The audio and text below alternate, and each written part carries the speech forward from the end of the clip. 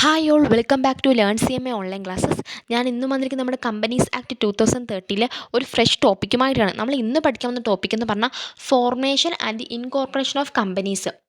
നമ്മൾ partnership ആക്റ്റിലും LLP ആക്റ്റിലും ഒക്കെ നമ്മൾ പഠിച്ച ഫോർമേഷനുമായിട്ട് ബന്ധപ്പെട്ട കാര്യങ്ങൾ, അതുപോലെ തന്നെ നമ്മുടെ കമ്പനീസ് ആക്റ്റിൽ ഇത് എങ്ങനെയൊക്കെ ആപ്ലിക്കബിൾ ആവും, അവിടെ എങ്ങനെയൊക്കെയാണ് ഫോർമേഷനും ഇൻകോർപ്പറേഷനും നടക്കുന്നത്, അവിടുത്തെ പ്രൊസീജിയേഴ്സ് എന്തൊക്കെയാണ്, അതാണ് നമ്മൾ ഇന്നത്തെ ക്ലാസ്സിൽ ഡിസ്കസ് ചെയ്യുന്നത്. എല്ലാവരും ഓക്കെ ആണോ മക്കളെ? എല്ലാവരും റെഡി ആണോ? ഓക്കെ.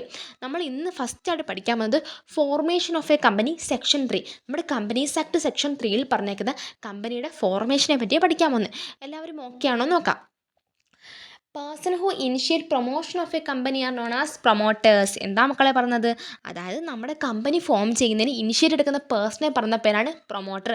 ആ പേഴ്സൺ ആയിരിക്കും, അല്ലെങ്കിൽ ആ പ്രൊമോട്ടർ ആയിരിക്കും നമ്മുടെ കമ്പനി ഫോർമേഷനോട് ബന്ധപ്പെട്ട എല്ലാ കാര്യങ്ങളും ചെയ്യുന്നത്. അതാണ് ആ സെൻറ്റൻസിൽ പറയുന്നത്. ഓക്കെ. ഇനി the company may be formed for any lawful purpose and cannot be formed for illegal purpose or unlawful purpose. അതായത് നമ്മുടെ കമ്പനി ഫോം ചെയ്യുന്ന ഒരു ലോഫുൾ പർപ്പസിന് വേണ്ടി ആയിരിക്കണം, അത് ഒരിക്കലും ഒരു ഇല്ലീഗൽ പർപ്പസിനോ അല്ലെങ്കിൽ ഒരു അൺലോഫുൾ പർപ്പസിനോ വേണ്ടി ആവരുത്. Okay. The section further provide the number of members required for the formation of a company. നമ്മുടെ കമ്പനി ഫോം ചെയ്യുന്ന സമയത്ത് നമ്മുടെ സെക്ഷനിലെ നമ്മുടെ പ്രൊവിഷൻസിൽ കറക്റ്റായിട്ട് പ്രൊവൈഡ് ചെയ്തിരിക്കണം. അവിടെ ആ കമ്പനിയിൽ എത്ര നമ്പർ ഓഫ് മെമ്പേഴ്സ് വേണമെന്ന് കറക്റ്റായിട്ട് പറഞ്ഞിരിക്കണം. അതിനെപ്പറ്റിയുള്ള ഡീറ്റെയിൽസ് താഴെ കൊടുത്തേക്ക്. നമുക്ക് അറിയാവുന്ന തന്നെ മിനിമം പബ്ലിക് കമ്പനി 7ഉം പ്രൈവറ്റ് കമ്പനിയിൽ 2ഉം 1% കമ്പനിയിൽ 1ഉം ആയിരിക്കും. മാക്സിമം പബ്ലിക് കമ്പനി പ്രത്യേകിച്ച് ലിമിറ്റ് ഒന്നുമില്ല. പ്രൈവറ്റ് കമ്പനിയിൽ 200 വരെ ആവാം. 1% കമ്പനിയിൽ ഒരാൾ മാത്രമായിരിക്കും. 1% കമ്പനി നമ്മളൊരു പ്രൈവറ്റ് കമ്പനിയായിട്ട് ട്രീറ്റ് ചെയ്യും. ഇതൊക്കെ നമുക്ക് അറിയാവുന്ന കാര്യം തന്നെ. ഓക്കെ. ഇനി the registrar on the basis of documents and information filed shall register all the documents and issue a certificate of incorporation in the prescribed form to the effect that the proposed company is incorporated under this act. അതായത് നമ്മുടെ രജിസ്ട്രാറിന് നമ്മുടെ company ആണെങ്കിൽ കമ്പനിയോട് ബന്ധപ്പെട്ട എല്ലാ ഡോക്യുമെൻറ്റ്സും informations file ചെയ്യണം. ആ file ചെയ്ത documents informations നമ്മുടെ രജിസ്ട്രാർ വെരിഫൈ ചെയ്തതിന് ശേഷം രജിസ്ട്രാർ നമുക്ക് എന്തോ ഇഷ്യൂ ചെയ്യും? സർട്ടിഫിക്കറ്റ് ഓഫ് ഇൻകോർപ്പറേഷൻ ഇഷ്യൂ ചെയ്യും. അതെങ്ങനെ ഇഷ്യൂ ചെയ്യുന്നത്? ഒരു പ്രിസ്ക്രൈബ്ഡ് ഫോമിലായിരിക്കും. അതായത് നമ്മുടെ കമ്പനീസ് ആക്റ്റിൽ പറഞ്ഞിരിക്കുന്നത് പോലെ ഏത് കമ്പനിക്കാണോ അത് ഇൻകോർപ്പറേറ്റ് ചെയ്യേണ്ട ആ ഒരു കമ്പനിക്ക് പ്രിസ്ക്രൈബ്ഡ് ഫോമിലായിരിക്കും നമ്മുടെ registrar certificate of incorporation issue ചെയ്യുന്നത്. അതാണ് ആ സെൻറ്റൻസിൽ പറയുന്നത്. ക്ലിയർ ആയോ? ഇനി on and from the date mentioned in the certificate of incorporation issued the registrar shall allot to the company a corporate identity number which shall be distinct identity of the company and which shall also be included in the certificate. എന്താ മക്കളെ പറഞ്ഞത്? On and from the date mentioned in the certificate of incorporation issued.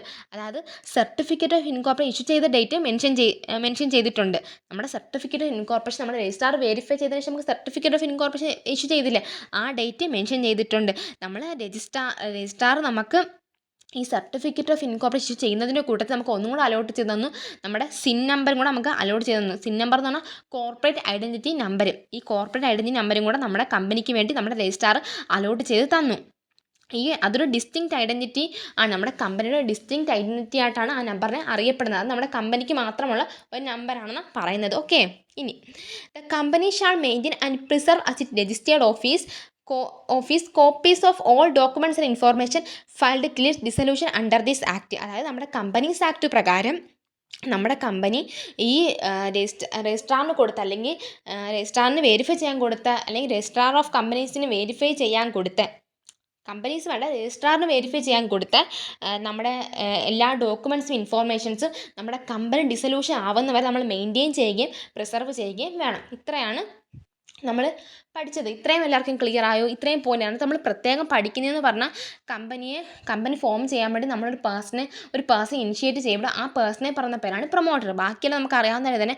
പിന്നീട് നമ്മൾ പുതുതായിട്ട് പഠിച്ചതെന്ന് പറഞ്ഞാൽ നമ്മുടെ company ഇത് നമ്മൾ പഠിച്ചിട്ടുള്ള തന്നെ പാർട്ണർഷിപ്പിലും മറ്റേ ലിമിറ്റഡ് ലയബിലിറ്റി പാർട്ണർഷിപ്പൊക്കെ നമ്മൾ പഠിച്ചിട്ടുള്ള തന്നെ കമ്പനീസിൻ്റെ കാര്യത്തിൽ അവർ മാറ്റി പറയുന്നതേ ഉള്ളൂ. അതായത് നമ്മുടെ രജിസ്ട്രാർ നമ്മുടെ കമ്പനിയുമായി ബന്ധപ്പെട്ട എല്ലാ ഡോക്യുമെൻറ്റ്സ് ഇൻഫോർമേഷൻസ് ഫയൽ ചെയ്യും. രജിസ്ട്രാർ അത് വെരിഫൈ ചെയ്തതിന് ശേഷം നമുക്ക് സർട്ടിഫിക്കറ്റ് ഓഫ് ഇൻകോർപ്പറേഷൻ ഇഷ്യൂ ചെയ്യും. അതിൻ്റെ കൂടെ തന്നെ നമ്മുടെ കമ്പനിയുടെ കേസിൽ സർട്ടിഫിക്കറ്റ് ഓഫ് ഇൻകോർപ്പറേഷൻ ഇഷ്യൂ ചെയ്യുന്ന ഡേറ്റിൽ തന്നെ നമ്മുടെ രജിസ്ട്രാർ നമുക്ക് കോർപ്പറേറ്റ് ഐഡൻറ്റിറ്റി നമ്പറും കൂടെ അലോട്ട് ചെയ്ത് തരും. നമ്മുടെ കമ്പനിയിലെ എല്ലാ ഡീറ്റെയിൽസും, എല്ലാ കമ്പനിയോട് ബന്ധപ്പെട്ട എല്ലാ ഡോക്യുമെൻറ്റ്സ് ഇൻഫോർമേഷൻസും നമ്മുടെ കമ്പനി ഡിസൊല്യൂഷൻ ആവുന്ന വരെ നമ്മൾ മെയിൻറ്റെയിൻ ചെയ്യുകയും പ്രിസർവ് ചെയ്യുകയും വേണം. ഇത്രയാണ് നമ്മൾ പഠിച്ചത്. ഇത്രയും ക്ലിയർ ആയോ? ഓക്കെ. ഇനി section through sorry, section 3 subsection 2. Okay, section 3 subsection 2 provide that a company so formed may be either. അതായത് നമ്മുടെ കമ്പനി ഏതൊക്കെ രീതിയിൽ ഫോം ചെയ്യാമെന്ന് പറഞ്ഞിരിക്കുന്നത്. Company limited by share, company limited by guarantee, unlimited company, ഇങ്ങനെയൊക്കെ നമ്മുടെ കമ്പനി ഫോം ചെയ്യാമെന്നാണ് പറഞ്ഞതിനകത്ത് ഏതെങ്കിലും ഒക്കെ രീതിയിൽ നമ്മുടെ കമ്പനി ഫോം ചെയ്യാം. ഓക്കെ, ഇനി selection of name for the company. നമ്മുടെ കമ്പനിയുടെ നെയിം സെലക്ട് ചെയ്യുമ്പോൾ എന്തൊക്കെ കാര്യങ്ങൾ നമ്മൾ ശ്രദ്ധിക്കണം, അതിനെപ്പറ്റി പറഞ്ഞ ആ ഒരു പ്രൊസീജിയറിനെ പറ്റി നമുക്ക് നോക്കാം. Before incorporation of a company the promoter has A select A name for the company. നമ്മുടെ കമ്പനി ഇൻകോർപ്പറേഷൻ ചെയ്യുന്നതിന് മുമ്പ് തന്നെ നമ്മുടെ പ്രൊമോട്ടർ ഇല്ലേ, അതായത് ഫോർമേഷൻ സമയം നമ്മുടെ കമ്പനി ഫോം ചെയ്യാൻ വേണ്ടി ഇനിഷ്യേറ്റ് എടുക്കുന്ന പേഴ്സണാണ് നമ്മുടെ പ്രൊമോട്ടർ.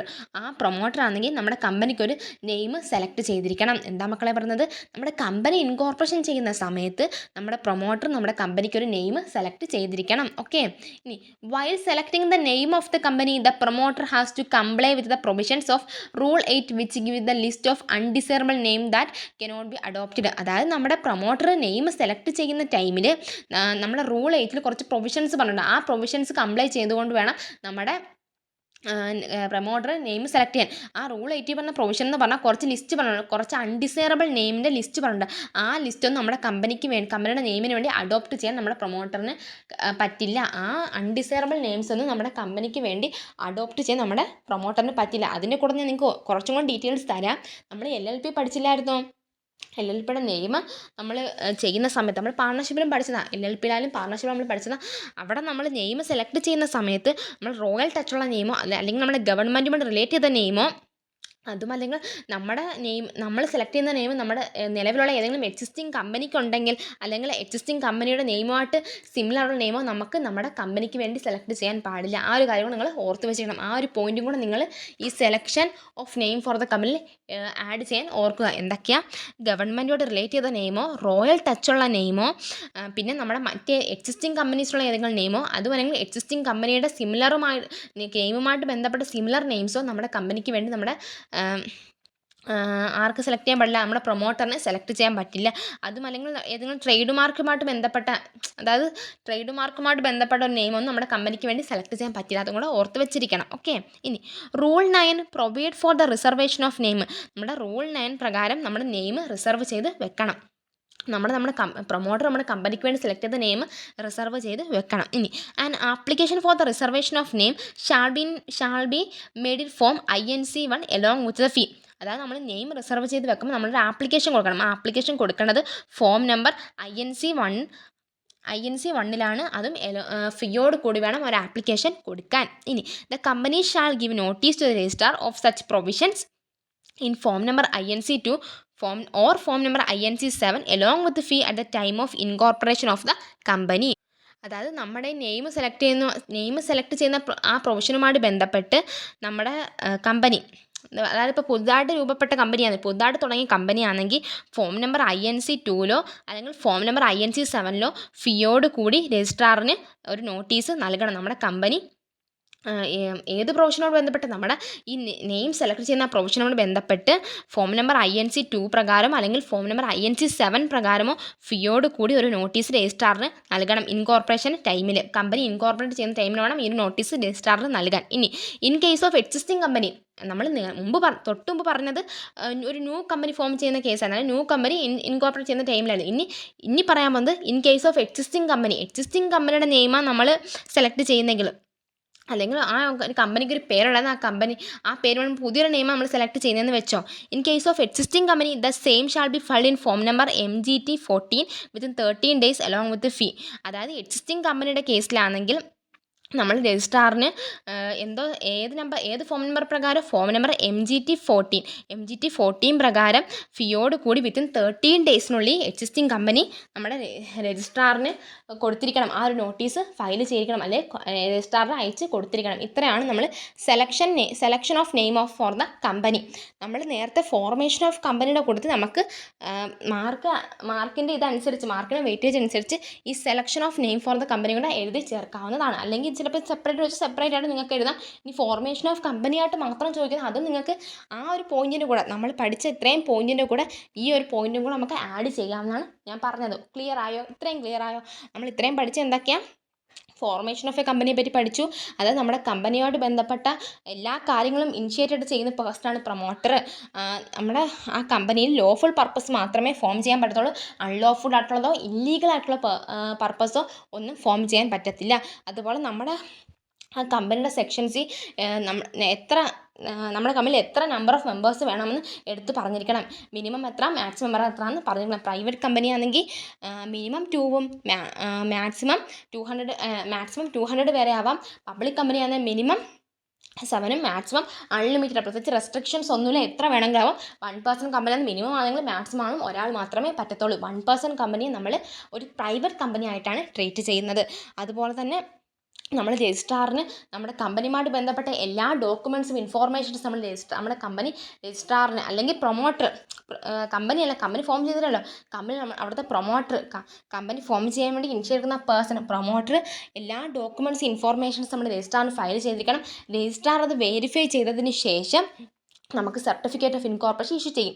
ഇനി നമുക്ക് ആ ഡേറ്റിൽ തന്നെ നമ്മുടെ രജിസ്ട്രാർ നമുക്ക് കോർപ്പറേറ്റ് ഐഡൻറ്റിറ്റി നമ്പർ കൂടെ നമുക്ക് അലോട്ട് ചെയ്ത് തരും. അതോടൊപ്പം തന്നെ നമ്മുടെ കമ്പനിയുമായിട്ട് ബന്ധപ്പെട്ട എല്ലാ ഡോക്യുമെൻറ്റ്സും അല്ലെങ്കിൽ എല്ലാ ഡോക്യുമെൻറ്റ്സും ഇൻഫോർമേഷൻസും നമ്മുടെ രജിസ്റ്റേർഡ് ഓഫീസിൽ ഉള്ള കോപ്പീസ്, അതായത് എല്ലാ ഡോക്യുമെൻറ്റ്സിനെയും ഇൻഫോർമേഷൻസിനെയും കോപ്പീസ് നമ്മുടെ കമ്പനി കമ്പനീസ് ആക്ട് പ്രകാരം കമ്പനി ഡിസൊല്യൂഷൻ ചെയ്യുന്നവരെ ടിൽ ഇറ്റ്സ് ഡിസൊല്യൂഷൻ നടക്കുന്നത് വരെ നമ്മളത് മെയിൻറ്റെയിൻ ചെയ്യുകയും പ്രിസർവ് ചെയ്യുകയും വേണം. ഇനി നമ്മുടെ കമ്പനി താഴെ പറഞ്ഞ കുറച്ച് രീതികളിൽ നമുക്ക് ഫോം ചെയ്യാം. അതായത് കമ്പനി ലിമിറ്റഡ് ബൈ ഷെയർ ആട്ടോ, കമ്പനി ലിമിറ്റഡ് ബൈ ഗ്യാരണ്ടി ആട്ടോ, ഒരു അൺലിമിറ്റഡ് കമ്പനി ആട്ടോ നമ്മുടെ കമ്പനിക്ക് ഫോം ചെയ്യാമെന്നാണ് പറഞ്ഞിരുന്നത്. പിന്നീട് selection of name for the company. നമ്മുടെ കമ്പനിയുടെ നെയിമിൻ്റെ സെലക്ഷനെ പറ്റിയുള്ള പ്രൊസീജിയറാണ് താഴെ കൊടുത്തിരിക്കുന്നത്. അതായത് നമ്മുടെ കമ്പനി ഇൻകോർപ്പറേഷൻ ചെയ്യുന്നതിന് മുമ്പ് നമ്മുടെ പ്രൊമോട്ടർ കമ്പനിയുടെ നെയിം സെലക്ട് ചെയ്തിരിക്കണം. പ്രൊമോട്ടർ കമ്പനിയുടെ നെയിം സെലക്ട് ചെയ്യുന്ന ടൈമിൽ റൂൾ 8 കുറച്ച് പ്രൊവിഷൻസ് പറയുന്നുണ്ട്. ആ പ്രൊവിഷൻസ് കംപ്ലൈ ചെയ്തുകൊണ്ട് വേണം നമ്മുടെ പ്രൊമോട്ടർ നെയിമുകൾ സെലക്ട് ചെയ്യാൻ. നെയിം സെലക്ട് ചെയ്യുമ്പം അൺഡിസൈറബിൾ നെയിംസോ, അതായത് അൺഡിസൈറബിൾ നെയിംസ് നമ്മുടെ കമ്പനിക്ക് വേണ്ടി ആ നെയിം അഡോപ്റ്റ് ചെയ്യാൻ പറ്റില്ല എന്ന് എടുത്ത് പറഞ്ഞുള്ളൂ റൂൾ നമ്പർ 8. അതുകൂടാതെ റോയൽ ടച്ചുള്ള നെയിമോ അല്ലെങ്കിൽ ഗവൺമെൻറ് റിലേറ്റഡ് നെയിംസോ, മറ്റേതെങ്കിലും നമ്മുടെ എക്സിസ്റ്റിംഗ് കമ്പനിക്കുള്ള നെയിംസോ അല്ലെങ്കിൽ എക്സിസ്റ്റിംഗ് കമ്പനിയുടെ നെയിമിൻ്റെ പോലെ സിമിലർ ആയിട്ടുള്ള നെയിംസോ ഒന്നും നമ്മുടെ കമ്പനിക്ക് വേണ്ടി സെലക്ട് ചെയ്യാൻ നമ്മുടെ പ്രൊമോട്ടറിന് അനുവാദമില്ല, അതിന് കഴിയില്ല എന്നാണ് പറഞ്ഞത്. Rule 9 provide for the reservation of name. നമ്മൾ നെയിം സെലക്ട് ചെയ്ത് കഴിഞ്ഞാൽ നമ്മൾ ആ നെയിം റിസർവേഷൻ ചെയ്ത് വെക്കണം. ഇനി റിസർവേഷൻ ചെയ്ത് വെക്കാൻ വേണ്ടി നമ്മൾ ഫോം നമ്പർ INC 1 ഒരു ആപ്ലിക്കേഷൻ ഫീയോട് കൂടി കൊടുക്കണം. ഇനി എന്താ, ആ നെയിം സെലക്ട് ചെയ്യുന്ന പ്രൊവിഷനുമായിട്ട് ബന്ധപ്പെട്ട് നമ്മുടെ രജിസ്റ്റർ നോട്ടീസ് നമ്മുടെ കമ്പനി നൽകണം. രജിസ്ട്രാറിന് നമ്മുടെ കമ്പനി നോട്ടീസ് നൽകണം. ആ നോട്ടീസ് നൽകേണ്ടത് ഫോം നമ്പർ INC 2 അല്ലെങ്കിൽ ഫോം നമ്പർ INC 7 ഫീയോട് കൂടി വേണം നൽകാൻ. അതും കമ്പനി ഇൻകോർപ്പറേഷൻ ടൈമിലായിരിക്കണം ഇങ്ങനെ നോട്ടീസ് നമ്മുടെ കമ്പനി രജിസ്ട്രാറിന് നൽകേണ്ടത്. ഇനി അത് നമ്മൾ ഇപ്പോൾ പറഞ്ഞ ന്യൂ കമ്പനി ബേസ് ചെയ്താൽ, ഇനി എക്സിസ്റ്റിംഗ് കമ്പനി ആണെങ്കിൽ ഫോം നമ്പർ MGT 40 ഇങ്ങനെ നോട്ടീസ് നമ്മുടെ രജിസ്ട്രാറിന് ഫയൽ ചെയ്യണം. അതും വിത്തിൻ 13 ഡേയ്സിൽ ഫീയോട് കൂടി വേണം ഫയൽ ചെയ്യാൻ. ഇത്രയാണ് നമ്മൾ പഠിച്ചത്. ഇനി നമ്മൾ അടുത്ത പഠിക്കാൻ പോകുന്നത് incorporation of a company section 7. നമ്മൾ ഫോർമേഷൻ ഓഫ് എ കമ്പനി പഠിച്ചത് സെക്ഷൻ 3 ഇനി പഠിക്കാൻ പോകുന്നത് ഇൻകോർപ്പറേഷൻ ഓഫ് എ കമ്പനി പഠിക്കുന്നത് സെക്ഷൻ 7 ക്ലിയർ? ഇത് നോക്കിക്കുക, അതിലെന്താ പറഞ്ഞത് നോക്കിക്കുക മക്കളെ. The promoter of the company shall submit the following documents to the registrar of companies within whose jurisdiction the registered office of the company is proposed to be situated for registration. എന്താ മക്കളെ അതിൽ പറയുന്നത്? അതായത് നമ്മുടെ കമ്പനിയുടെ promoter ഇല്ലേ, കമ്പനിയുടെ promoter ആണെങ്കിൽ കുറച്ച് ഡോക്യുമെൻറ്റ്സ് നമ്മുടെ രജിസ്ട്രാർ ഓഫ് കമ്പനി ROCക്ക് സബ്മിറ്റ് ചെയ്യണം. അതും എവിടെയുള്ള രജിസ്ട്രാർ ഓഫ് കമ്പനീസ് എവിടെയുള്ള ROC നമ്മൾ സബ്മിറ്റ് ചെയ്യേണ്ടേ? Registered office whose jurisdiction the registered office of the company is proposed situated of registration. നമ്മുടെ ഏത് സ്ഥലത്താണോ നമ്മുടെ രജിസ്റ്റേർഡ് ഓഫീസ് സിറ്റുവേറ്റ് ചെയ്യുന്നത്, അല്ലെങ്കിൽ ഏത് സ്ഥലത്താണ് നമ്മുടെ കമ്പനി സിറ്റുവേറ്റ് ചെയ്യുന്നത്, ആ കമ്പനി സിറ്റുവേറ്റ് ചെയ്യുന്നത് നമ്മൾ ഏത് സ്ഥലത്താണ് കമ്പനി തുടങ്ങാൻ ഉദ്ദേശിക്കുന്നത്. ഓക്കെ, നമ്മളിപ്പോൾ കൊല്ലത്താ കമ്പനി തുടങ്ങാൻ ഉദ്ദേശിക്കുന്നതെങ്കിൽ ആ സ്ഥലത്തുള്ള രജിസ്റ്റേർഡ് ഓഫീസുള്ള ROCക്ക് വേണം നമ്മുടെ പ്രൊമോട്ടർ ഇനി പറയാൻ പോകുന്ന ഡോക്യുമെൻറ്റ്സ് എല്ലാം സബ്മിറ്റ് ചെയ്യാൻ. ക്ലിയർ ആയോ? ക്ലിയർ ആയോ? ഓക്കെ. ഇനി പല ഡോക്യുമെൻറ്റ്സ് ഏതൊക്കെ നമുക്ക് നോക്കാം. Memorandum and articles of the company duly signed by all subscribers to the memorandum in such manner as may be prescribed. അതായത് നമ്മുടെ മെമ്മോറാണ്ടവും ആർട്ടിക്കിൾസും നമ്മുടെ കമ്പനിയിലെ വെരി വെരി വെരി ഇമ്പോർട്ടൻ്റ് ഉണ്ട് ഡോക്യുമെൻ്റാണ് മെമ്മോറാണ്ടം ഓഫ് അസോസിയേഷനും ആർട്ടിക്കിൾസ് ഓഫ് അസോസിയേഷനും. നമ്മൾ MOA എന്നും AOA എന്നും പറയത്തില്ല, അത് ഈ രണ്ട് ഡോക്യുമെൻറ്റ്സ് ആണ്. MOA എന്ന് പറഞ്ഞാൽ മെമ്മോറാണ്ടവും AOA എന്ന് പറഞ്ഞാൽ ആർട്ടിക്കിൾസ് ഓഫ് അസോസിയേഷനുമാണ്. അപ്പം നമ്മുടെ മെമ്മോറാണ്ടത്തിൽ സബ്സ്ക്രൈബേഴ്സ് എന്ന് പറഞ്ഞാൽ അവിടുത്തെ മെമ്പേഴ്സ്, അത് അല്ലെങ്കിൽ ഷെയർ സബ്സ്ക്രൈബ് ചെയ്യുന്ന ആൾക്കാർ. ഓക്കെ, ഷെയർ സബ്സ്ക്രൈബ് ചെയ്യുന്ന പേഴ്സൺസ്. ആ മെമ്മോറാണ്ടത്തിലുള്ള എല്ലാ സബ്സ്ക്രൈബേഴ്സും അത് ആ മെമ്മോറാണ്ടം ഓഫ് അസോസിയേഷനിലും ആർട്ടിക്കിൾസ് ഓഫ് അസോസിയേഷനിലും സൈൻ ചെയ്തിരിക്കണം. ആ സൈൻ ചെയ്ത ഡോക്യുമെൻറ്റ് നമ്മുടെ പ്രൊമോട്ടർ ROCക്ക് സബ്മിറ്റ് ചെയ്യണം. ഒന്നാമത്തെ ഡോക്യുമെൻ്റ് ഏതാ? മെമ്മോറാണ്ടം ഓഫ് അസോസിയേഷനും ആർട്ടിക്കിൾസ് ഓഫ് അസോസിയേഷനിലും. കമ്പനിയിലെ MOAയും AOAയിലും നമ്മുടെ മെമ്മോറാണ്ടത്തിലുള്ള എല്ലാ സബ്സ്ക്രൈബേഴ്സും അതിൽ സൈൻ ചെയ്തിരിക്കണം. അത് ആ ഒരു ഡോക്യുമെൻ്റ് വേണം നമ്മൾ ആദ്യമായിട്ട് നമ്മുടെ പ്രൊമോട്ടർ ROCക്ക് സബ്മിറ്റ് ചെയ്യേണ്ടത്. ഇപ്പം തന്നെ പഠിച്ചു പോകുക, പിന്നത്തേക്ക് മാറ്റി വെച്ചാൽ പിന്നെ മറന്നു പോകേണ്ട അവസ്ഥ വരും. ഓക്കെ, അല്ലേ തന്നെ നമുക്കിനി മാറ്റി വെക്കാൻ അധികം സമയമില്ല. ഓക്കെ, 10-25 ദിവസം കൂടെ ഉള്ളൂ. നോക്കാം. ഇനി രണ്ടാമത്തെ ഡോക്യുമെൻറ്റ്സ് നോക്കിയേ. Declaration in the prescribed form. രണ്ടാമത് നമ്മൾ കൊടുക്കുന്നത് ഒരു പ്രിസ്ക്രൈബ്ഡ് ഫോമിൽ ഒരു ഡിക്ലറേഷനാണ് കൊടുക്കണം. ആ ഡിക്ലറേഷൻ ആരാ മക്കളെ കൊടുക്കേണ്ടതെന്ന് നോക്കാം. ബൈ ആൻ അഡ്വക്കേറ്റ്, ഒരു അഡ്വക്കേറ്റിന് കൊടുക്കാം, ഒരു ചാർട്ടേഡ് അക്കൗണ്ടന്റിന് കൊടുക്കാം, ഒരു കോസ്റ്റ് അക്കൗണ്ടന്റിന് കൊടുക്കാം, ഒരു കമ്പനി സെക്രട്ടറിക്ക്, ഒരു പ്രാക്ടീസിലുള്ള ഒരു കമ്പനി സെക്രട്ടറി കൊടുക്കാം. ആർക്കൊക്കെയാണ്? ഒരു ചാർട്ടേഡ് അക്കൗണ്ടൻറ്റ്, ഒരു കോസ്റ്റ് അക്കൗണ്ടൻറ്റ്, ഒരു അഡ്വക്കേറ്റിനോ ഒരു കമ്പനി സെക്രട്ടറിക്കോ കൊടുക്കാം. Who engage in the formation of A കമ്പനിയുടെ ഫോർമേഷനോട് എൻഗേജ് ചെയ്ത ആർക്ക് വേണമെങ്കിലും കൊടുക്കാമെന്നാണ് പറഞ്ഞത്. അവർക്ക് ഈ അഡ്വക്കേറ്റിനോ CAക്കാർക്കോ CMAക്കാർക്കോ ഒരു CS മാത്രമല്ല കൊടുക്കേണ്ടി വരുന്നത്, വേറൊരാൾക്കൂടെ കൊടുക്കണം. നോക്കാം. And by a person named in the articles director. നമ്മുടെ കമ്പനിയിലെ ആർട്ടിക്കിൾസിൽ പറഞ്ഞിട്ടുള്ള ഡയറക്ടേഴ്സിനും മാനേജേഴ്സിനോ സെക്രട്ടറിക്കോ കൊടുക്കണം. ആർക്ക് വേണമെങ്കിൽ ആർക്കൊക്കെ കൊടുക്കാം? നമ്മുടെ CAക്കാർക്ക് കൊടുക്കാം, CMAക്കാർക്ക് കൊടുക്കാം, CSന് കൊടുക്കാം, നമ്മുടെ അഡ്വക്കേറ്റിന് കൊടുക്കാം. അവർക്ക് മാത്രമല്ല കൊടുക്കേണ്ടത്, നമ്മുടെ കമ്പനിയുടെ ആർട്ടിക്കിൾസിൽ പറഞ്ഞിട്ടുള്ള ഡയറക്ടേഴ്സിനോ മാനേജേഴ്സിനോ സെക്രട്ടറിക്കോ ഇങ്ങനൊരു പ്രിസ്ക്രൈബ്ഡ് ഫോമിൽ ഡിക്ലറേഷൻ കൊടുക്കണം. ഈ ഒരു ഡിക്ലറേഷൻ നമ്മുടെ പ്രൊമോട്ടർ രണ്ടാമത്തെ ഡോക്യുമെൻ്റായി നമ്മുടെ ROCക്ക് സബ്മിറ്റ് ചെയ്യണം. Is it clear? ഓക്കെ ആണോ? That the requirements of the act and rules made there under in the respect of registration. ഇത് കൊടുക്കേണ്ട ആരെന്നൊക്കെ നമ്മൾ പഠിച്ചു. അഡ്വക്കേറ്റിനോ CAക്കാർക്കോ CMAക്കാർക്കോ ഒരു CSനോ, അതുമല്ലെങ്കിൽ നമ്മുടെ ആർട്ടിക്കിൾസിൽ പറയുന്ന ഡയറക്ടേഴ്സിനോ മാനേജേഴ്സിനോ സെക്രട്ടറിക്കോ ഇങ്ങനെ ഡിക്ലറേഷൻ പ്രിസ്ക്രൈബ്ഡ് ഫോമിൽ കൊടുക്കണം. അവർ എന്തുവാ ഡിക്ലറേഷൻ കൊടുക്കേണ്ടത്? എന്തോ കാര്യം അവർ ഡിക്ലറേഷനാണ് കൊടുക്കേണ്ടത്. അതായത് നമ്മുടെ ഈ ആക്റ്റിൽ, ഈ കമ്പനീസ് ആക്റ്റിൽ പറയുന്ന എല്ലാ റൂൾസും എല്ലാ ആക്റ്റും രജിസ്ട്രേഷനും നമ്മുടെ എല്ലാ കാര്യങ്ങളും നമ്മൾ കംപ്ലൈ ചെയ്തിട്ടുണ്ട്. അതിൽ പറഞ്ഞ പ്രൊവിഷൻസിൽ നമ്മൾ കംപ്ലൈ ചെയ്തിട്ടുണ്ട്. നമ്മൾ അതുപോലെ അത് കംപ്ലൈ ചെയ്തിട്ടുണ്ടെന്ന് പറഞ്ഞ ഡിക്ലറേഷൻ വേണം ഒരു പ്രിസ്ക്രൈബ്ഡ് ഫോമിൽ നമ്മുടെ പ്രൊമോട്ടർ ROCക്ക് സബ്മിറ്റ് ചെയ്യാൻ. രണ്ടാമത്തെ ഡോക്യുമെൻ്റ്. ഇത് ക്ലിയർ ആയോ? ഓക്കെ, അതാണ് രണ്ടാമത്തെ ഡോക്യുമെൻ്റ്. ഇനി third one, a declaration form each of a subscribers to the memorandum and from person name the first directors. നമ്മൾ മൂന്നാമത് പിന്നീട് ഒരു ഡിക്ലറേഷൻ കൊടുക്കണം. ആ ഡിക്ലറേഷൻ ആരാ കൊടുക്കേണ്ടത്? നമ്മുടെ മെമ്മോറാണ്ടത്തിലുള്ള എല്ലാ സബ്സ്ക്രൈബേഴ്സും. മൂന്നാമത് ഡിക്ലറേഷൻ ആരാ മക്കളെ കൊടുക്കേണ്ടത്? നമ്മുടെ മെമ്മോറാണ്ടത്തിലുള്ള എല്ലാ സബ്സ്ക്രൈബേഴ്സും. A declaration from each of the subscribers to the memorandum. Each of the subscribers to the memorandum. അവർ മാത്രമല്ല, and from person named as a first director. നമ്മുടെ കമ്പനിയിലെ ഫസ്റ്റ് ഡയറക്ടറും പിന്നെ നമ്മുടെ മെമ്മോറാണ്ടത്തിലുള്ള എല്ലാ സബ്സ്ക്രൈബേഴ്സും ഒരു ഡിക്ലറേഷൻ കൊടുക്കണം. ഈ ഡിക്ലറേഷൻ കൊടുക്കണമെന്ന് പറഞ്ഞത്. ഈ ഡിക്ലറേഷൻ വേണം. ഈ ഡിക്ലറേഷൻ മൂന്നാമത്തെ ഡോക്യുമെൻ്റായിട്ട് നമ്മുടെ പ്രൊമോട്ടർ ROCക്ക് സബ്മിറ്റ് ചെയ്യണം. ആരാ മക്കളെ? First director. നമ്മൾ പഠിക്കും, ഡയറക്ടറിൻ്റെ പഠിത്തം നമ്മൾ പഠിക്കും. ഫസ്റ്റ് ഡയറക്ടർ ആരാ? കുറച്ചധികം ഡയറക്ടേഴ്സിനെ പറ്റി നമുക്ക് പഠിക്കണം. അപ്പം അത് നമ്മൾ ഫസ്റ്റ് പഠിക്കുന്ന ഡയറക്ടറാണ് ഫസ്റ്റ് ഡയറക്ടർ. ഇവിടെ ഞാൻ നിങ്ങൾക്കൊരു ഷോർട്ടായിട്ടൊന്ന് പറഞ്ഞുതരാം. ഫസ്റ്റ് ഡയറക്ടർ എന്ന് പറഞ്ഞാൽ നമ്മുടെ കമ്പനിയിൽ ആദ്യമായിട്ട് ഷെയർ സബ്സ്ക്രൈബ് ചെയ്ത ആളെയാണ് നമ്മൾ ഫസ്റ്റ് ഡയറക്ടർ എന്ന് പറയുന്നത്. നമ്മുടെ കമ്പനിയിൽ ആദ്യമായിട്ട് ഷെയർ സബ്സ്ക്രൈബ് ചെയ്ത ആളെയാണ് നമ്മൾ ഫസ്റ്റ് ഡയറക്ടർ എന്ന് പറയുന്നത്. അപ്പം ആ ഫസ്റ്റ് ഡയറക്ടർ കൊടുത്തതും പിന്നെ അതുപോലെ നമ്മുടെ മെമ്മോറാണ്ടത്തിലുള്ള എല്ലാ സബ്സ്ക്രൈബേഴ്സും കൊടുത്തൊരു ഡിക്ലറേഷൻ വേണം നമ്മുടെ നമ്മുടെ പ്രൊമോട്ടർ ROCക്ക് മൂന്നാമതായിട്ട് സബ്മിറ്റ് ചെയ്യാൻ. അവരെന്താണ് ഡിക്ലറേഷനിൽ കൊടുത്തേക്കുന്നത് നോക്കുന്നത്? Stating that form number INC 9 പ്രകാരം അവർ ഡിക്ലറേഷൻ കൊടുക്കുന്നത്. ഇനി അതിലെന്താ കൊടുത്തേക്കുന്നത്? ഒന്നാമത്തത്, he is not convicted of any offence in connection with the promotion, formation or management of any company. എന്താ അതിൽ പറഞ്ഞത്? നമ്മുടെ കമ്പനിയുമായിട്ടുള്ള കമ്പനിയുടെ മാനേജ്മെൻറ്റുമായിട്ടോ ഫോർമേഷനുമായിട്ടോ പ്രൊമോഷനുമായിട്ടോ കണക്ട് ചെയ്ത് അവരൊരു ഒഫൻസും ചെയ്തിട്ടില്ലെന്നുള്ള ഡിക്ലറേഷൻ, അവരൊരു ഒഫൻസും ഒരു തരത്തിലുള്ള ഒഫൻസും ചെയ്തിട്ടില്ലെന്നുള്ളൊരു ഡിക്ലറേഷൻ കൊടുക്കണം. അതാണ് ഒന്നാമത്തെ ഡിക്ലറേഷൻ കൊടുക്കുന്ന ഒന്നാമത്തെ കാര്യം. രണ്ടാമത്തെ കാര്യം, he has not been found guilty of any fraud or misfeasance or of any breach of duty to any company under this act or any previous company law during the last 5 years. അതായത് രണ്ടാമത്തെ declaration, രണ്ടാമത് നമ്മൾ എന്താ declaration കൊടുക്കേണ്ടത്? തൊട്ട് മുമ്പുള്ള 5 വർഷമായിട്ട് നമ്മുടെ കമ്പനിയുമായിട്ട് റിലേറ്റ് ചെയ്ത് എന്തെങ്കിലും ഒരു ബ്രീച്ച് ഓഫ് ഡ്യൂട്ടിയോ അല്ലെങ്കിൽ ഫ്രോഡോ എന്നതിലൊന്നും നമ്മൾ ഏർപ്പെട്ടിട്ടില്ല എന്നുള്ള ഡിക്ലറേഷൻ നമ്മൾ രണ്ടാമതായിട്ട് കൊടുക്കണം.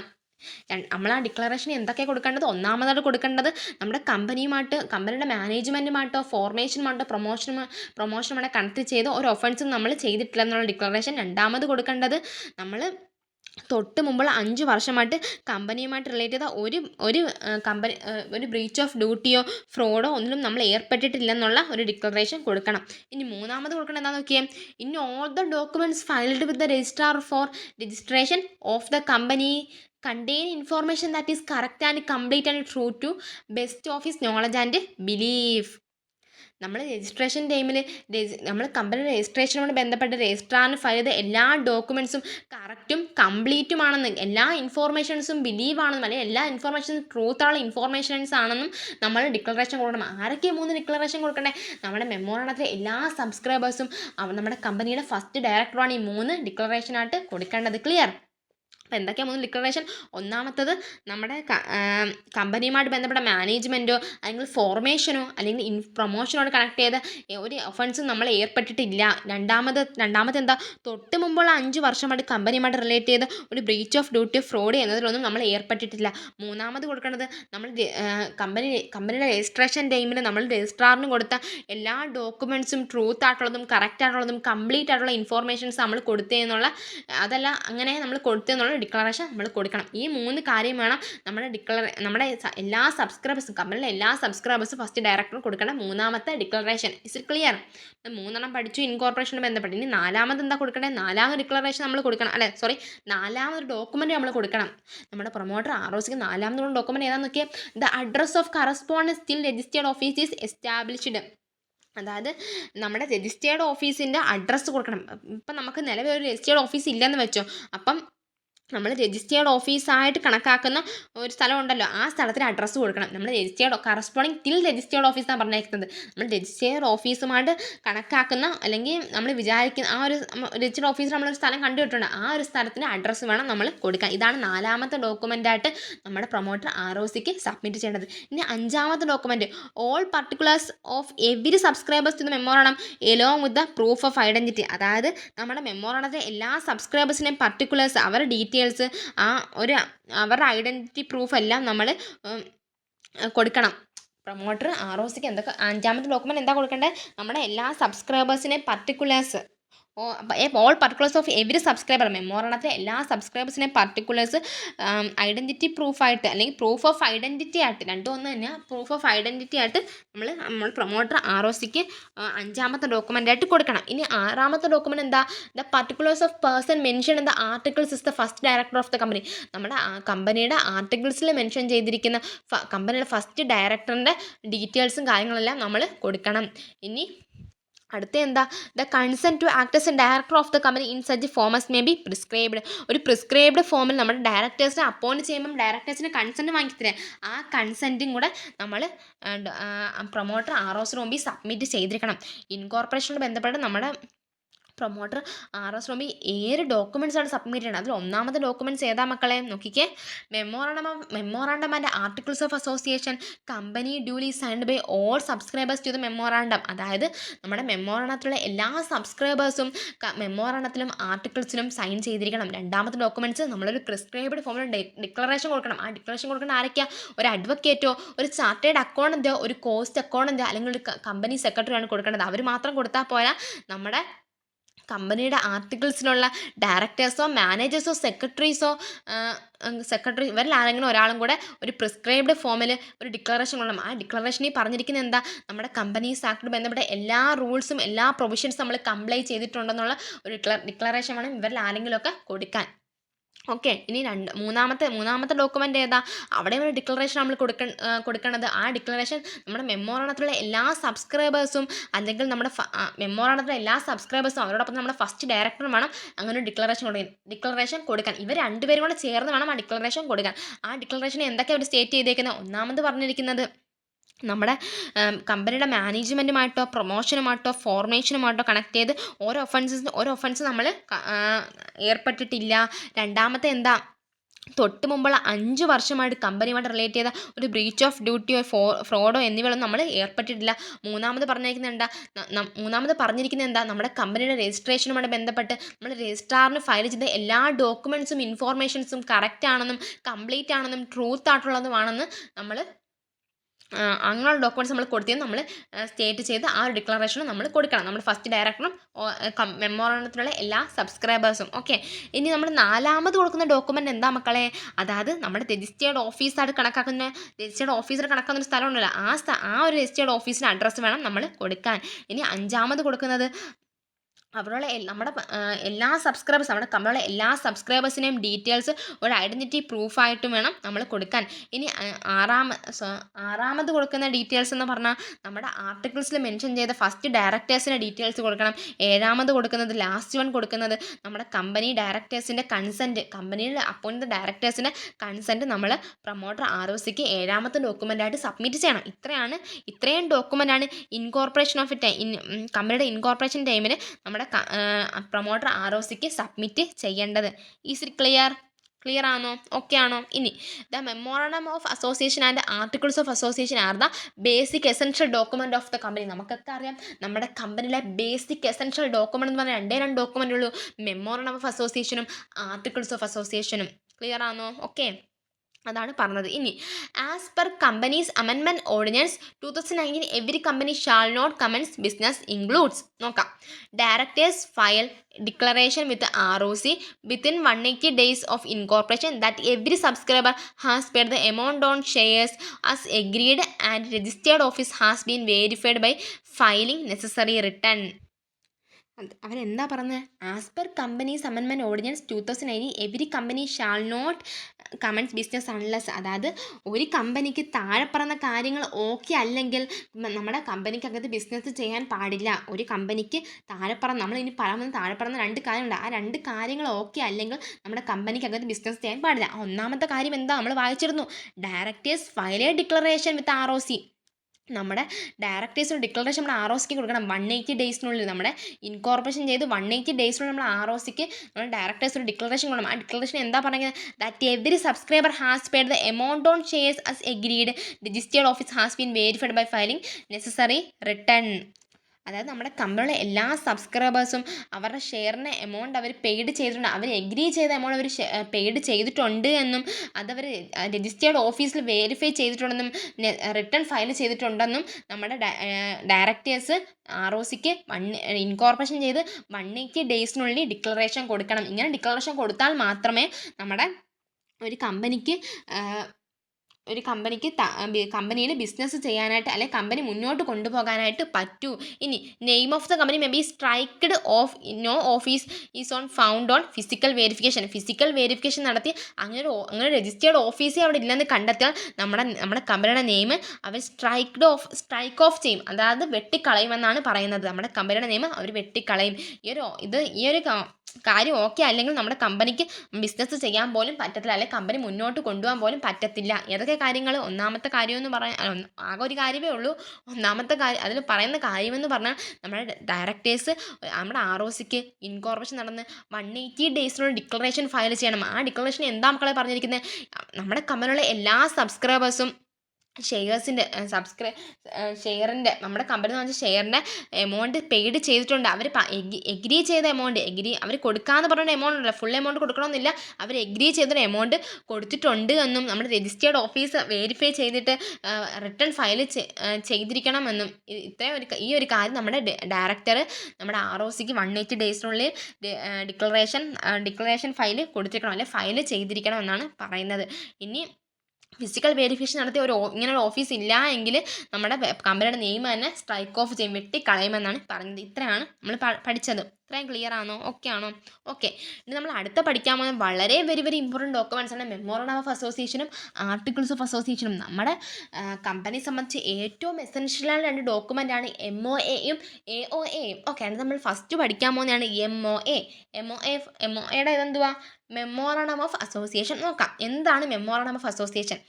The memorandum of association of company is in fact its charter. It defines the constitution and the scope of the powers of the company with which it has been established under this act. It is very foundational which the company in built. അതായത് നമ്മുടെ memorandum of association എന്ന് പറയുന്നത് നമ്മുടെ കമ്പനിയുടെ foundation എന്നറിയപ്പെടും. നമ്മുടെ കമ്പനിയുടെ ഫൗണ്ടേഷനായുള്ള document അല്ലെ, കമ്പനിയുടെ ഫൗണ്ടേഷൻ എന്ന് പറയുന്നത് എന്താ? നമ്മുടെ മെമ്മോറണ്ടം ഓഫ് അസോസിയേഷൻ ആണ്. എൻ്റെ നാക്കിടയ്ക്കിടയ്ക്ക് ഉടക്കുന്നുണ്ട്. എല്ലാവർക്കും ക്ലിയർ ആയെന്ന് വിശ്വസിക്കുന്നു. ഓക്കെ, അതായത് നമ്മൾ മെമ്മോറാണ്ടം ഓഫ് അസോസിയേഷൻ എന്താ മകളെ പറയുന്നത്? അതായത് the memorandum lace down the power and object of the company. നമ്മുടെ കമ്പനിയുടെ ഒബ്ജക്റ്റ് എന്താണ്? നമ്മുടെ കമ്പനിയുടെ ഒബ്ജക്റ്റ് എന്താണ്? പവർ എന്താണ്? ലേ ഡൗൺ ചെയ്യുന്ന ഒന്നാണ് നമ്മുടെ മെമ്മോറാണ്ടം. എന്താണ്? ആൻഡ് ആൾസോ ഡിറ്റം the scope of its operation beyond which action cannot go. ഇതൊന്നും നമ്മുടെ ഈ സിദ്ധാർത്ഥില്ല, അത് ഞാൻ എൻ്റേതായ രീതി ഒന്ന് പറയുന്നതേ ഉള്ളൂ. ഓക്കെ, നിങ്ങളത് കുറിച്ച് വെക്കുന്നവർ കുറിച്ച് വെക്കാം. ഒന്നുകൂടെ പറയാം. The memorandum lays down the power and object of the company and the ഡിറ്റം the scope of its operation beyond which its actions cannot go on. Clear? ചുരുക്കി പറഞ്ഞ് നമ്മൾ മെമ്മോറണ്ടം ഓഫ് അസോസിയേഷൻ എന്ന് പറയുന്നത് നമ്മുടെ കമ്പനിയുടെ ലക്ഷ്യം എന്താണെന്ന് പറഞ്ഞാൽ നമ്മുടെ മെമ്മോറണ്ടത്തിലാണ്. ആ കമ്പനിയുടെ ലക്ഷ്യം എന്താണ്, ആ കമ്പനിയുടെ പവർ എന്താണ്, കമ്പനിയുടെ കോൺസ്റ്റിറ്റ്യൂഷൻ എന്താണെന്ന് പറയുന്നത് നമ്മുടെ മെമ്മോറണ്ടത്തിലാണ്. മെമ്മോറണ്ടം ഓഫ് അസോസിയേഷൻ എന്ന് പറയുന്നത് നമ്മുടെ ചാർട്ടർ എന്നാണ് അറിയപ്പെടുന്നത്. ക്ലിയർ? അത്ര ഡീറ്റെയിൽ ആയിട്ട് നിങ്ങൾ പഠിച്ചുകൊണ്ട് കാര്യം മെമ്മോറണ്ടം ഓഫ് അസോസിയേഷൻ. ഇവിടെ ചെറിയൊരു പോയിന്റ് കൊടുത്തതുകൊണ്ട് നിങ്ങൾ ടെക്സ്റ്റ് റീഡ് ചെയ്തിട്ട് അഡീഷണൽ പോയിന്റ് ഇടുന്ന ആഡ് ചെയ്ത് എഴുതുക. ഓക്കെ, ഇനി കണ്ടൻസ് ഓഫ് മെമ്മോറണ്ടം. നമ്മുടെ മെമ്മോറണ്ടം ഓഫ് അസോസിയേഷനിൽ പറഞ്ഞിരിക്കുന്ന കണ്ടൻസ് ഏതൊക്കെയാണ് നമുക്ക് നോക്കാം. ഏതാണ്? നമുക്കൊരു 6ഓളം കണ്ടൻസ് പഠിക്കുകയാണ്. ഫസ്റ്റ് വൺ കണ്ടന്റ് പഠിക്കണം, നെയിം ഗ്ലോസ. അതായത് as per section 4 subsection 1 the memorandum of A limited company must ചെയ്ത ഫോളോയിങ്. ഈ പറഞ്ഞ കണ്ടൻസ് ഒക്കെ നമ്മൾ ലിമിറ്റഡ് കമ്പനിയിൽ മെമ്മോറണ്ടത്തിൽ ലിമിറ്റഡ് കമ്പനിയിൽ ഫോളോ ചെയ്തിരിക്കേണ്ട കണ്ടൻസ് ആണ്. നെയിം ക്ലോസ്, രണ്ടാമത് situation close, third one object close, fourth one liability close, fifth one capital close, sixth one nomination close. നമുക്ക് നോക്കാം. ഫസ്റ്റ് വൺ നെയിം ക്ലോസ് എന്ന് നോക്കാം. In the case of public limited company the name end with limited and private limited company end with private limited. നമുക്കറിയാവുന്ന കാര്യം തന്നെ, public limited company ആണെങ്കിൽ നെയിമിൻ്റെ എൻഡിൽ limited എന്നും പ്രൈവറ്റ് ലിമിറ്റഡ് കമ്പനി എന്ന നെയിമിൻ്റെ എൻഡിൽ പ്രൈവറ്റ് ലിമിറ്റഡ് എന്നും ചേർത്തിരിക്കണം. This shall not apply in case of company registered under section 8. ഇത് നമ്മുടെ ഈ ഒരു ആപ്ലിക്കേഷൻ ഇങ്ങനെ പ്രൈവറ്റ് ലിമിറ്റഡ് ഒന്നും പബ്ലിക് ലിമിറ്റഡ് ഒന്നും ചേർക്കുന്നത് നമ്മുടെ സെക്ഷൻ 8 കമ്പനിയിൽ ആപ്ലിക്കബിൾ അല്ല അങ്ങനെ ഉദ്ദേശിക്കുന്നു. ഓക്കെ, ക്ലിയർ ആയോ? സെക്ഷൻ 8 കമ്പനി നമുക്ക് അറിയാം. സെക്ഷൻ 8 കമ്പനിയിൽ അവിടെ ഫൗണ്ടേഷൻ എന്നും foundation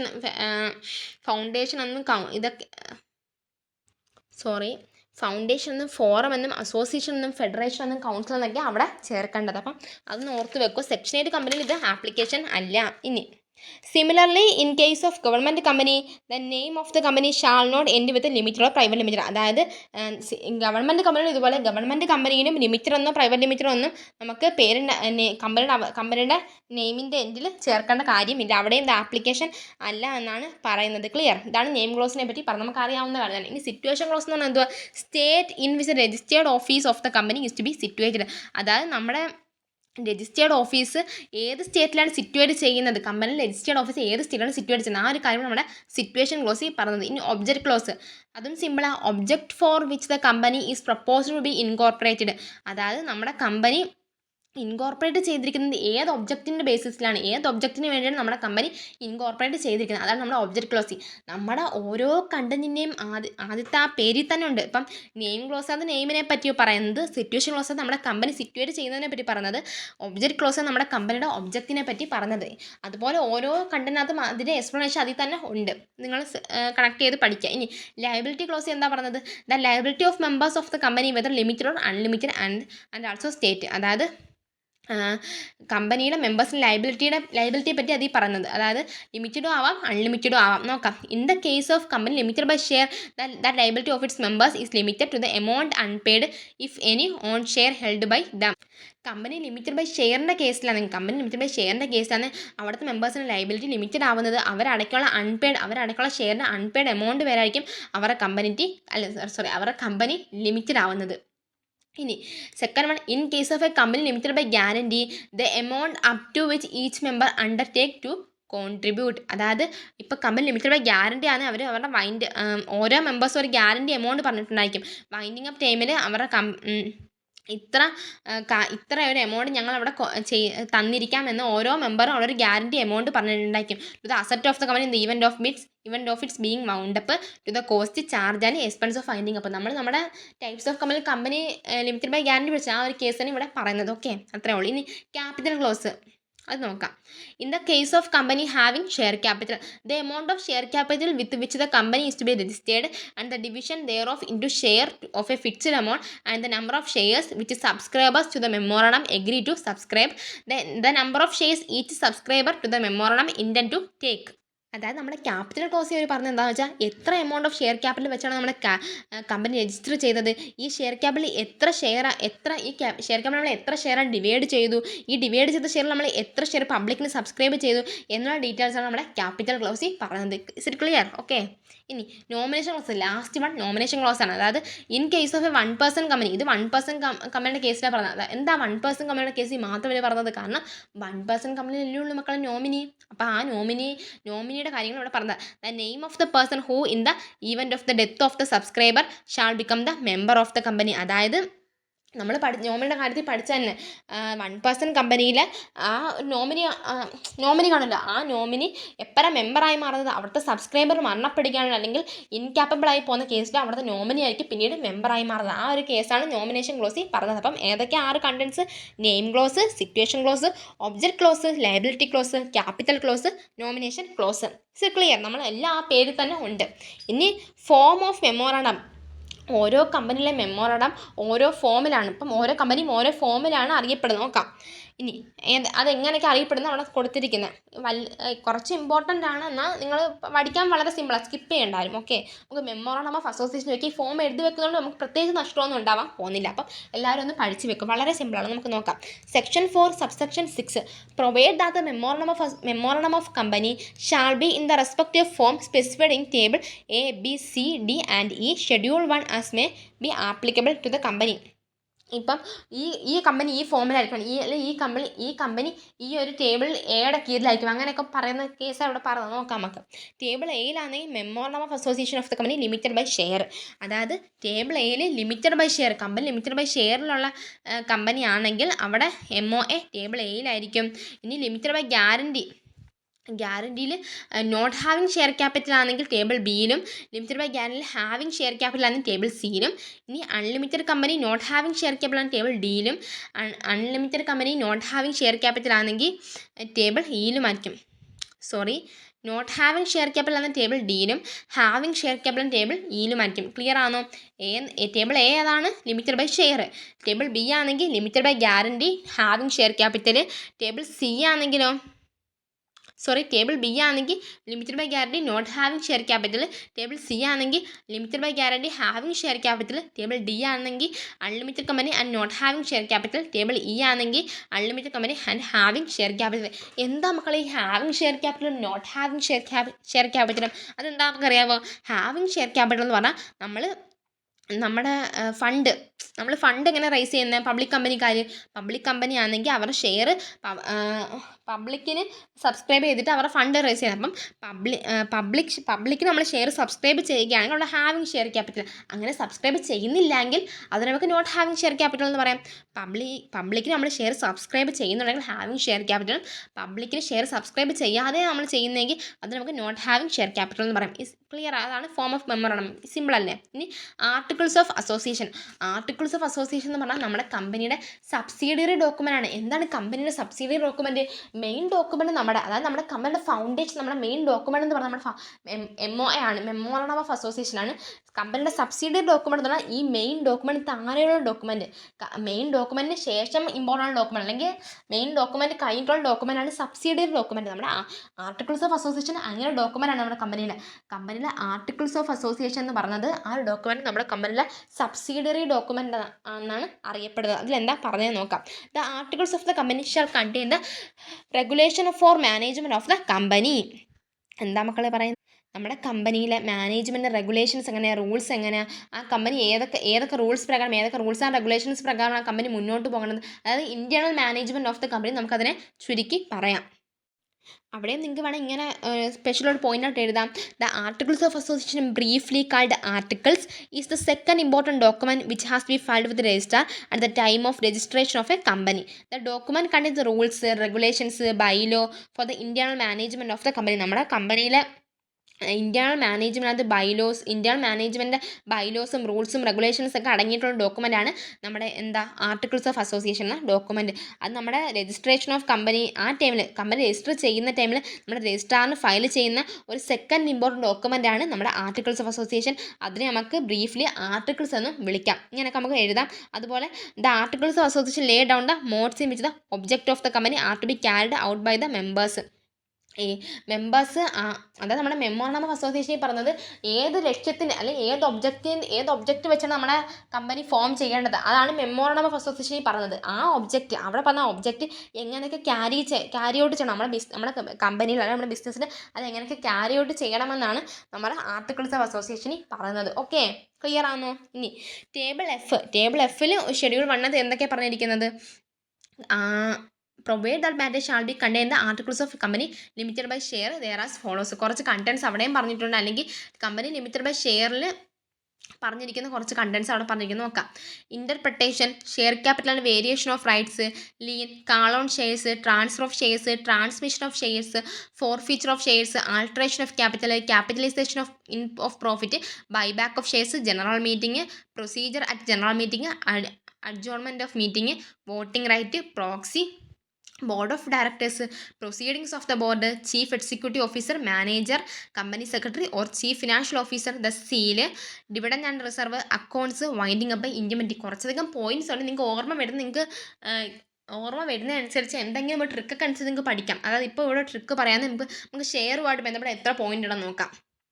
share capital and variation of right, പിന്നെ കാൾ ഓൺ ഷെയർസ്, പിന്നെ transfer of shares, transmission of shares, forfeiture of shares, alteration of capital നമുക്ക് അങ്ങനെ വേണേൽ എഴുതാം. അല്ലെങ്കിൽ ഈ പറഞ്ഞ ഇത്രയും കാര്യങ്ങൾ, ഷെയർ ക്യാപിറ്റൽ, പിന്നെ call on shares, transfer of shares, transmission of shares, forfeiture of shares, ഇത്രയും കാര്യങ്ങൾ നമുക്ക് ഷെയറുമായിട്ട് ബന്ധപ്പെട്ട് എഴുതിക്കൂടാ. പിന്നെ ബൈബാക്ക് ഓഫ് ഷെയർസ്, ഇത്രയും കാര്യങ്ങൾ നമുക്ക് ഷെയറോട് ബന്ധപ്പെട്ട് എഴുതിക്കൂടാ. അതൊരു ഷെയർ എന്ന് പറയുന്ന ഹെഡിങ് കൊടുത്ത് നമുക്ക് മൈൻഡിൽ ഓർത്ത് വെക്കാം. അത് കഴിഞ്ഞ് നമുക്ക് മീറ്റിങ്ങോട് ബന്ധപ്പെട്ട് എത്ര പോയിന്റ് ഉണ്ട്? General meeting, procedure general meeting, adjournment of meeting എന്ന് പറഞ്ഞാൽ നമ്മുടെ മീറ്റിംഗ് മാറ്റി വെക്കും. നമ്മൾ LLPയുടെ കേസിൽ പഠിച്ചില്ലായിരുന്നു, നമ്മുടെ ചെയർമാനും വേണമെങ്കിൽ മീറ്റിംഗ് അഡ്ജോൺ ചെയ്യാൻ പറ്റും, മീറ്റിംഗ് മാറ്റി വെക്കാൻ പറ്റും. അത് തന്നെ ഇവിടെ പറഞ്ഞ അഡ്ജോൺമെൻറ്റ് ഓഫ് മീറ്റിംഗ്. അത്ര നമുക്ക് മീറ്റിങ്ങുമായിട്ട് ബന്ധപ്പെട്ട് പഠിക്കാം. ഇനി ബാക്കിയാണ് കോമൺ പോയിന്റ്, വോട്ടിംഗ് റൈറ്റ്സ്, പിന്നെ പ്രോക്സി എന്ന് പറഞ്ഞാൽ നമ്മളത് പഠിക്കും. ഈ കമ്പനീസ് ആക്ട് നമ്മൾ പഠിക്കും. നമ്മുടെ മെമ്പേഴ്സിന് വരാൻ പറ്റുന്ന സാഹചര്യത്തിൽ അവർക്ക് പകരം വരുന്ന ആൾക്കാരെയാണ് നമ്മൾ പ്രോക്സീസ് എന്ന് പറയുന്നത്. പിന്നെ ബോർഡ് ഓഫ് ഡയറക്ടേഴ്സ്, പിന്നെ പ്രൊസീഡിങ്സ് ഓഫ് ദ ബോർഡ്, അതുപോലെ chief executive officer, manager, company secretary, chief financial officer, നമ്മുടെ കമ്പനിയിലെ മെയിൻ ആയിട്ടുള്ള ആൾക്കാർ. പിന്നെ കോമൺ സീൽ എന്ന് പറഞ്ഞാൽ നമുക്കൊക്കെ അറിയാം, അത് നമ്മുടെ കമ്പനിയെ സംബന്ധിച്ചൊക്കെ ഓപ്ഷണലാണ്. പണ്ടൊക്കെ കമ്പൽസറി ആണ്, പക്ഷേ ഇപ്പോൾ അത് ഓപ്ഷണലാണ്. അതാണ് ഇപ്പം നൗ ഇറ്റ് ഈസ് ഓപ്ഷണൽ എന്ന് കൊടുക്കും. പിന്നെ dividend and reserve, accounts, winding up, indemnity. പഠിക്കാൻ വളരെ സിമ്പിളാണ്. എല്ലാം പഠിക്കാൻ പറ്റുന്ന ട്രിക്ക് ഉപയോഗിച്ച് പഠിക്കുക. അല്ലെങ്കിൽ നിങ്ങൾ ഇത് വലിയ കണ്ടെത്തുക, അല്ലെങ്കിൽ ഓർമ്മ വരുന്നതനുസരിച്ച് നമുക്ക് എക്സാമിന് എഴുതാം. ഓക്കെ, എല്ലാം നമുക്ക് എഴുതി കഴിയുമ്പോൾ വലിയ പ്രശ്നമൊന്നും വരാൻ പോകുന്നില്ല. അത്രയാണ് പറഞ്ഞത്. ഇനി അവിടെ നമുക്ക് ടേബിൾ ആയിട്ട് തിരിച്ചിട്ടുണ്ട്. Table G, table H, table I, table J. Table F പറഞ്ഞ കാര്യങ്ങൾ താഴെ കൊടുത്തിരിക്കുന്നത്. ഇനി ടേബിൾ Gയിലും ടേബിൾ Hലും ടേബിൾ Iലും ടേബിൾ Jയിലും പറഞ്ഞ കാര്യങ്ങൾ നോക്കാം. ഇതും സിമ്പിൾ, നമ്മൾ മോളി പറഞ്ഞ അതേ കാര്യം തന്നെ. അവിടെ MOA പറഞ്ഞെങ്കിൽ ഇവിടെ AOA എന്ന് എഴുതി ചേർക്കേണ്ട ആവശ്യമുള്ളൂ. Table G, articles of association of a company limited by guarantee and having share capital. Table Gയിൽ limited by guarantee and having share ക്യാപിറ്റലും, ടേബിൾ Hയിൽ limited by guarantee and not having share ക്യാപിറ്റലും, table Iയിൽ unlimited company and having a share capital, table Jയിൽ unlimited company and not having a share capital. ഇത്രയാണ് നമ്മൾ table G, table H, table I, table Jയിൽ പറയാൻ ഉദ്ദേശിച്ചിരുന്നത്. അപ്പം ഇത്രയും എല്ലാവർക്കും ക്ലിയർ ആയോ? നമ്മളിന്ന് വളരെ കൊച്ചു കാര്യങ്ങൾ മാത്രമേ പഠിച്ചോളൂ. അപ്പം ഇത്രയും എല്ലാവർക്കും ക്ലിയർ ആയെന്ന് വിശ്വസിച്ചുകൊണ്ട് നമ്മൾ ഇന്നത്തെ ക്ലാസ് അവസാനിപ്പിക്കണം. നാളെ നമ്മൾ ഇതിൻ്റെ ബാക്കി പോർഷനുമായിട്ട് വരും. അപ്പം എല്ലാവർക്കും ക്ലിയർ ആയെന്ന് വിശ്വസിക്കുന്നു. എന്തെങ്കിലും ഡൗട്ട്സ് ഉണ്ടെങ്കിൽ കമൻറ്റ് സെക്ഷനിൽ ചോദിക്കുക. പിന്നെ നിങ്ങൾ previous year question paper work out ചെയ്യുക. കാരണം നമ്മളിപ്പം ഇപ്പം ഇതുപോലെ ഫോർമേഷൻ ഓഫ് എ കമ്പനി പറ്റി ഫോർമേഷൻ ഓഫ് എ കമ്പനി പറ്റി നമ്മൾ എക്സ്പ്ലെയിൻ ചെയ്യാനായിരിക്കും ചിലപ്പോൾ ക്വസ്റ്റ്യൻ വരുന്നത്. അത് വേറെ രീതിയിലായിരിക്കും, അല്ലെങ്കിൽ വേറെ ഏതെങ്കിലും ഒരു എക്സാമ്പിൾ തന്നെ എക്സാമ്പിൾ ബേസ്ഡിലായിരിക്കും നമ്മുടെ ക്വസ്റ്റ്യൻസ് വരുന്നത്. അപ്പോൾ നിങ്ങൾ ക്വസ്റ്റ്യൻസ് എങ്ങനെയൊക്കെ വരുന്നത് നമ്മുടെ സ്കാനർ യൂസ് ചെയ്തോ അല്ലെങ്കിൽ പ്രീവിയസ് ക്വസ്റ്റ്യൻ പേപ്പർ അനലൈസ് ചെയ്തോ നിങ്ങൾ ആ ക്വസ്റ്റ്യൻ വരുന്ന രീതി ഒന്ന് മനസ്സിലാക്കി വെക്കുക. ഇപ്പം നിങ്ങൾക്ക് അറിയാവുന്ന തന്നെ ആയിരിക്കും. ഇപ്പം ഞാൻ പറഞ്ഞ പോലെ ഫോർമേഷൻ ഓഫ് കമ്പനി ഡയറക്റ്റ് ചോദിക്കണമെന്നില്ല, എന്തെങ്കിലും ഒരു എക്സാമ്പിൾ 2 പേരെ വെച്ച് എക്സാമ്പിൾ തന്നിട്ട് ഇവരുടെ കമ്പനി എങ്ങനെ ഫോം ചെയ്യും അങ്ങനെയൊക്കെ ചോദിച്ചാൽ നിങ്ങൾ ഈ ഫോർമേഷൻ ഓഫ് കമ്പനി വേണ്ട എഴുതാൻ, അല്ലെങ്കിൽ ഇൻകോർപ്പറേഷൻ ചെയ്യുന്നത് എങ്ങനെയാണ്, അല്ലെങ്കിൽ അപ്പം അങ്ങനെയൊക്കെ നമുക്ക് ഏത് രീതി വേണമെങ്കിലും ചോദിക്കാം ക്വസ്റ്റ്യൻസ്. അവർ നമ്മളെ പരമാവധി ഇട്ട് വട്ടം കറക്കാൻ നോക്കും. പക്ഷെ നമ്മൾ അതിലൊന്നും വീടെടുത്ത് നമ്മുടെ പഠിച്ച കാര്യങ്ങൾ അതുപോലെ ക്വസ്റ്റ്യൻ മനസ്സിലാക്കി അതിനൊത്ത ആൻസർ എടുക്കാൻ ശ്രമിക്കുക. ടൈം മാനേജ് ചെയ്യുക. ടൈം മാനേജ് ചെയ്തുകൊണ്ട് പരമാവധി പോയിൻറ്റ്സ് ഇൻക്ലൂഡ് ചെയ്യാൻ ശ്രമിക്കുക.